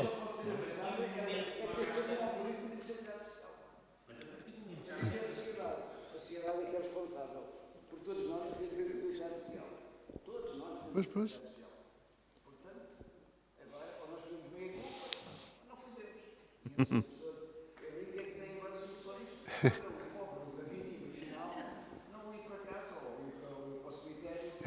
Não, eu gostava que isso estivesse no debate, quer dizer, eu não tenho soluções, eu gostava que estivesse de facto no debate, mas é verdade, Sr. Professor, gostava que estivesse no debate, mas não está. Sim, exatamente, exatamente. Ou seja, aqueles casos, eu não vou falar dos casos, mas todos sabem, casos de pessoas que foram induzidas por sistemas de inteligência artificial a suicidarem-se, não é? Pessoas que perderam processo em tribunal porque o advogado que os patrocinou utilizou sistemas de inteligência artificial para fazer peças processuais. Juízes que decidiram mal com sistemas de inteligência artificial. Com certeza na medicina também acontece isso. Eu pergunto, em última instância, é este lesado que tem que ir a tribunal lidar com uma realidade que ele não conhece, que é uma realidade maquinocêntrica. É que a realidade que eu conheço até aqui é o indivíduo que dispara sobre o outro, não é? Quer dizer, e aí é tudo fatores humanos, o juiz conhece, percebe. A realidade agora é outra, não é? E respostas tradicionais para modelos diferentes não dá. Não. Pois, espero que não utilize a inteligência artificial para decidir. Mas a partir do momento que está a ser previsto isto, quando então é quando não seria uma inteligência consciente. Mas o Soutor diz que é previsível. Não, mas é que o Soutor diz que é previsível. É claro, neste momento nós estamos a dizer que é previsível que os sistemas de inteligência artificial causem danos, mas não é essa previsibilidade que interessa. É preciso saber se aquele sistema de inteligência artificial em concreto iria produzir aquele dano em concreto. E isso, muitas vezes, não é. Não é previsível, de facto. Claro, Soutor. Não percebi. Sim.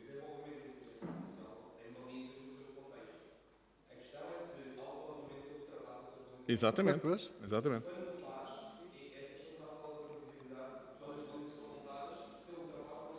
Exatamente. Exatamente. Exatamente. Chama-se isto a causa de exoneração baseada nos riscos do desenvolvimento. Eu não respondo porque desenvolveu-se de uma forma que eu não esperava no momento em que o produto foi colocado no mercado. Queria fazer uma pequena intervenção. Pronto, valeu a pena sair de casa numa noite destas para estar aqui. Tem sido uma noite muito interessante, muito desafiante, produtiva. O que eu queria trazer para aqui, em primeiro lugar, e não sei se os nossos irmãos juristas têm esta noção, nós na medicina, o conhecimento, no fundo, é aferido, é suposto nós termos o conhecimento, vamos dizer assim, dos traçados e dos tratados, e trouxemos da faculdade, etc., e de guidelines internacionais que são geradas periodicamente pelas sociedades científicas internacionais. Eu estive no colégio da minha especialidade, de cardiologia, e temos queixas com alguma frequência, e aquilo que nós no colégio queremos fazer é dizer o colega atuou ou não conforme a legis artis, face ao tratado, à edição mais recente e às guidelines. E até, pronto, temos americanas e temos europeias, mas supostamente o que vale em Portugal são as europeias. Pronto. Estas guidelines são feitas por grupos de médicos, por médicos que estudaram, e, portanto, aquilo depois tem vários níveis de evidência, portanto, conforme a qualidade, os artigos que sustentam determinadas orientações, etc, etc. E também ainda há um grupo interessante e relativamente grande que é a opinião de peritos. Mas, apesar de tudo, o médico que segue o que está nas guidelines está relativamente defendido se for a tribunal, pronto, é aceito, porque, enfim, qualquer terapêutica, estando consignada, pode correr mal, mas, pronto, é o tal 2 ou 3% que pode acontecer sempre. Pronto, e, portanto, o médico não terá culpa. Pronto. Agora, com este sistema, e eu acho que nós aqui nos estamos a apocar, nós estamos a ficar encolhidos, é verdade, reduzidos, porque a quantidade de conhecimento que a dita inteligência ou memória artificial nos pode trazer é brutal e é muito maior do que aquilo que nós, pobres clínicos, conseguimos obter. Mas a minha questão, na realidade, é eu tenho que me continuar a guiar e a atuar em função das coisas que são científicas, e agora vou fazer uma enorme provocação, e não à custa daquilo que os engenheiros me trazem. Porque, na realidade, isto, portanto, aqui tem piada, porque o conhecimento que nós temos é um conhecimento gerado por médicos, enfim, eventualmente por outros especialistas, sei lá, da biologia, da química, etc. Mas isto introduz uma mudança brutal, porque agora eu já tenho engenheiros, se calhar, a digerirem os artigos que foram feitos por médicos, e nós, muitas vezes, enfim, nos serviços de medicina, todos os dias, todas as semanas, pelo menos, há um Journal Club em que discutimos um artigo. E percebemos que aquele artigo, quer dizer, aquilo tem imensas falhas, está mal feito, ou está mal estudado, etc, etc. Se aquilo cegamente é metido num sistema para gerar conclusões, cegamente, a dita inteligência artificial vai dar mau resultado, ou pode dar mau resultado. Esta é a questão, pronto, eu não sei se têm esta noção de como é que nós funcionamos. E, portanto, hoje em dia, eu como médico, nunca poderei chegar ao colégio da especialidade com uma queixa a dizer eu fiz, é tipo Adão, Eva e a serpente. Foi a serpente que me deu a coisa, que me deu a maçã, olha, eu e não sei quanto. Porque eu tenho que estar do lado médico. Eu respeito imenso os engenheiros e o conhecimento que podem trazer. Tenho que me manter aqui. Depois, na realidade, quer dizer, isto cria no futuro uma condição extraordinária, porque eu posso considerar a medicina atual como se fôssemos os alfaiates antigos, que faziam os fatos à medida. Mas onde é que isso também já vai? Quer dizer, todos nós temos coisas de pronto a vestir. E hoje, quer dizer, já há muitos anos que alguém se tratava com a vizinha, com o farmacêutico, com o Dr. Google, que é mais recente, e nós vamos ter realmente alguma medicina, algumas necessidades de saúde que vão ficar satisfeitas fora do alfaiate de corte individual. E é isto que, se calhar, nós vamos precisar também de nós, sociedade, porque eu acredito que a sociedade não vai querer que os médicos, não vai deixar-nos que os médicos fiquem com tudo, e se calhar também não conseguimos ficar com tudo. O que é que fica de um lado e o que é que fica do outro? Eu acho que vivemos aqui um tempo altamente desafiante e pronto, vai trazer coisas novas, com certeza, mas temos que saber, dentro da ética e do direito e do respeito pelas profissões, o que é que vai ficar de cada lado.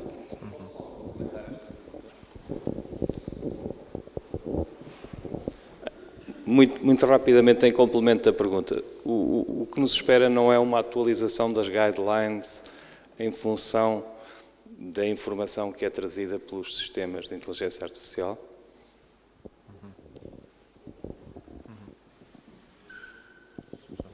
Não, só fazer, acho que quase, não sei se estamos já quase a terminar, mas o comentário é que nós não podemos ser também velhos do restelo. E, portanto, eu acho que há entusiasmo de um lado, entusiasmo exagerado muitas vezes do ponto de vista dos produtores e se calhar reacionarismo demasiado do lado dos médicos. Temos a encontrar o ponto de equilíbrio. Esse aqui é fundamental, porque se eu fosse dizer ao Dom Afonso Henriques que havia a ver televisão, ele era capaz de dizer que eu estava doido, que não. Portanto, sei lá o que é que vai ser o futuro, não é? Eu, neste momento estou convencido que as funções mentais é o que eu penso que são, mas a minha verdade é aquilo em que eu acredito.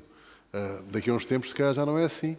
E, portanto, pode ser que se consiga chegar lá a outras coisas.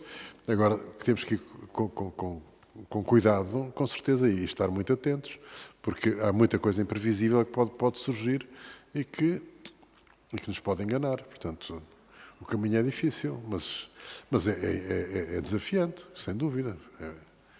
Porque o que se consegue fazer hoje, eu li agora neste último livro, o Nexus, que saiu do Harari, li que nós trazemos no bolso 16 bibliotecas de Alexandria, o que eu acho fantástico, de facto. E, portanto, Bem, precisamos pôr ponto final à noite, não há questão. Também apetecia-me intervir, mas intervenho para concluir. As questões estão em aberto. O debate aqui, este e todos os anteriores, foram fascinantes. As questões são antropológicas, são éticas. O que é que resta ao colocar ainda para este corpo de carne que sente, sofre, pensa, é inconsciente, toca e quer ser tocado? É a questão antropológica de fundo. Muitas questões que eu coloco. Qual é a pertinência da analogia entre o homem e a máquina? Será que nos serve para a antropologia e para a ética e para a filosofia? Qual é a apropriação antropológica pela inteligência artificial? Há pouco o senhor engenheiro falou de experiência do algoritmo e eu fiquei arrepiado aí atrás de si. Será que podemos falar? Ou seja, dimensões antropológicas aplicadas à inteligência artificial causam-me algum arrepio. A questão continua, o debate está aberto. Obrigado a todos vós, os presentes.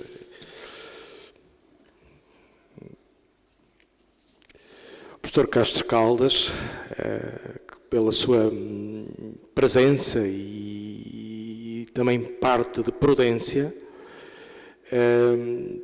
Pelo professor Dr. Henrique Sousa Andrade, jurista, e outra perspectiva e ao mesmo tempo coincidências entre o direito e a medicina e desafios do direito à medicina. Saúdo a doutora Margarida Neto, que nos alia, que está aliada agora a esta organização desta sessão e a muitos outros encontros nesta capela. Agradeço também à professora doutora Inês Quadros por este caminho percorrido até aqui, pode continuar. E ao Dr. Souto Moura que o iniciou e foi a porta aberta recíproca, e a todos vós pela presença e os vossos também que nos ouvem e nos veem através das redes sociais. Um Santo Natal e até uma próxima.